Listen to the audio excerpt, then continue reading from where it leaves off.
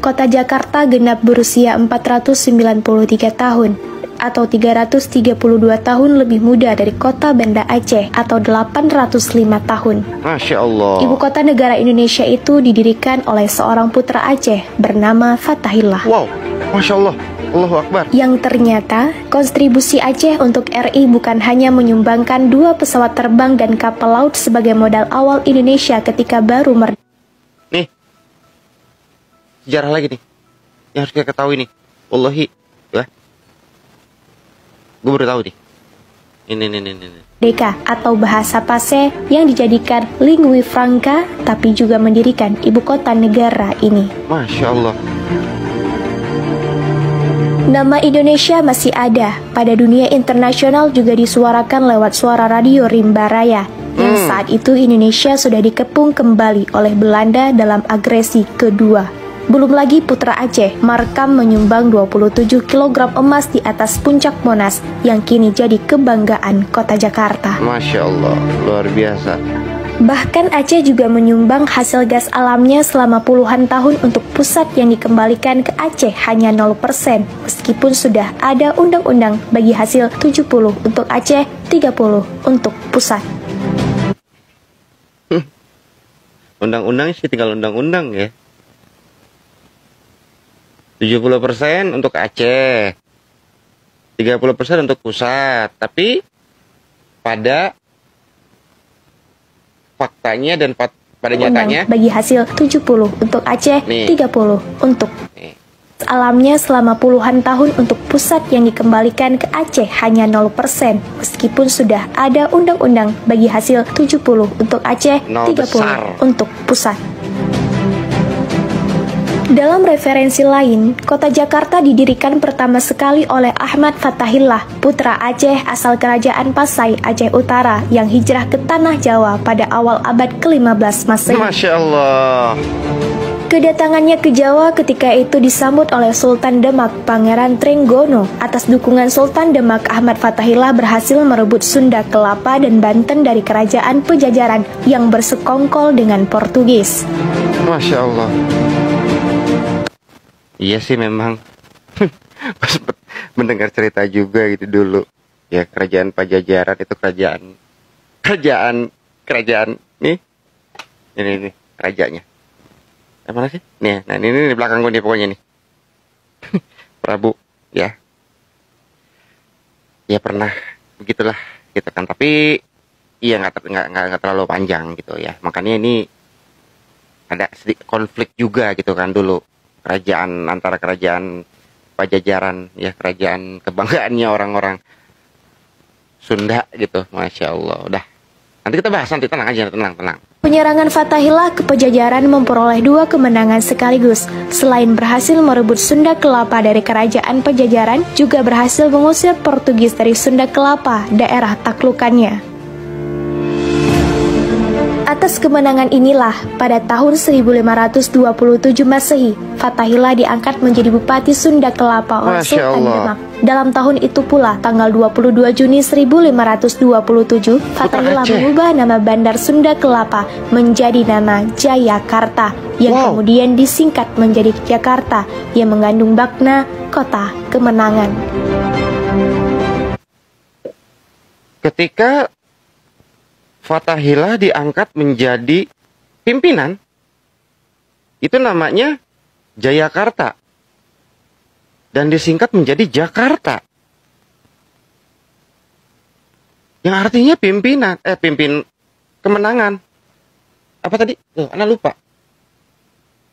Jakarta, yang mengandung makna kota kemenangan. Kota kemenangan. Masya Allah. Tapi sayangnya dan sangat memprihatinkan, dengan menggunakan nalar sejarah kritis, apa yang dipamerkan pada Museum Fatahillah ini seperti ada banyak periode sejarah yang dipenggal dan ditenggelamkan. Sebab sejarah Jakarta yang diinformasikan dan dipamerkan hanyalah informasi masa prasejarah hingga masa kolonial. Tidak adanya kita temukan periode sejarah Jayakarta semasa Fatahillah. Masya Allah, nggak ada. Periode sejarah Fatahillah dihilangkan, terlihat dilompatkan dari zaman prasejarah, zaman Hindu-Buddha, langsung ke zaman Batavia di bawah kolonial Belanda. Perubahan-perubahan nama Jayakarta menjadi Batavia pada 14 Maret 1621. Ketika itu Belanda berhasil menguasai Bandar Jayakarta. Nama yang diberikan oleh Fathahillah 22 Juni 1527. Allahu Akbar.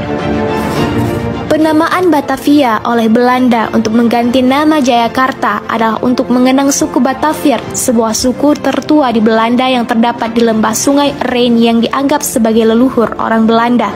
Masya Allah. Di sini sangatlah jelas antara penamaan Jayakarta yang diberikan Fathahillah pada Sunda Kelapa 22 Juni 1527 dengan menggantikan nama Batavia oleh Belanda untuk Jayakarta 14 Maret 1621.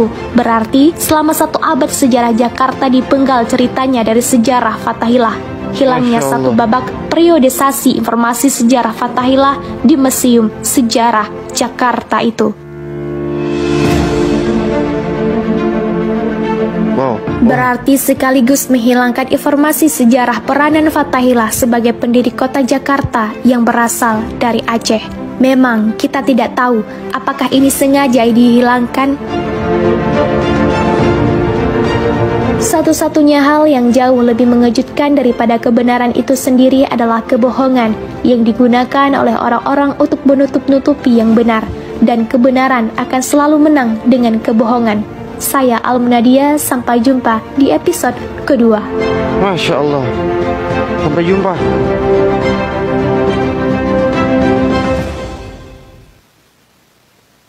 Masya Allah.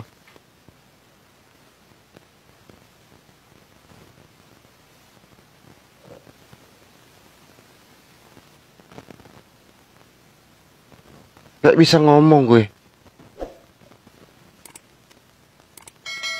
Bener.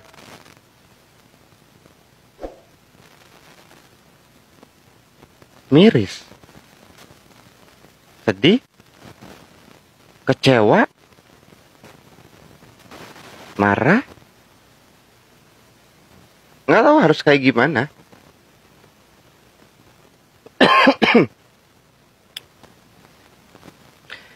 Allahu Akbar. Kenapa masih hilang? Hilang? Dihilangkan? Sejarahnya nih dihilangkan? Tidak tahu? Atau gimana?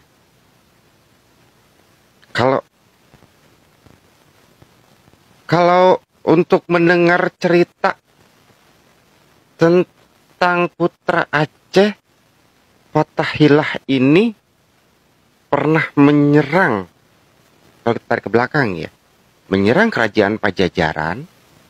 Itu dulu nenek gue sendiri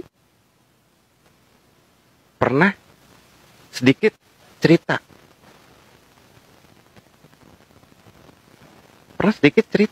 Memang benar adanya. Dan Fathahillah ini memberikan nama Jayakarta atau disingkat dengan Jakarta, dengan kota kemenangan. Tetapi di museum Fathahillah, di museum Jakarta, di museum Fathahillah, wallahu alam bisa sini ya. Jadi dihilangkan sejarah tersebut atau seperti apa? Ya, gua nggak tahu juga alasannya seperti apa.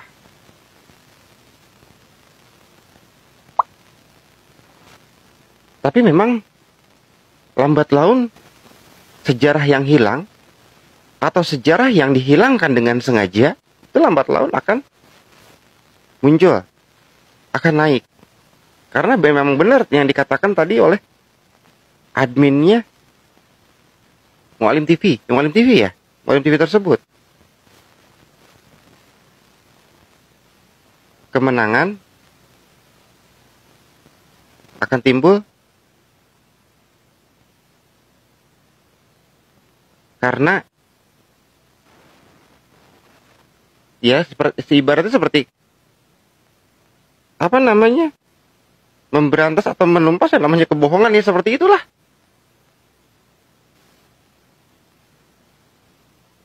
Mungkin kalau zaman dahulu itu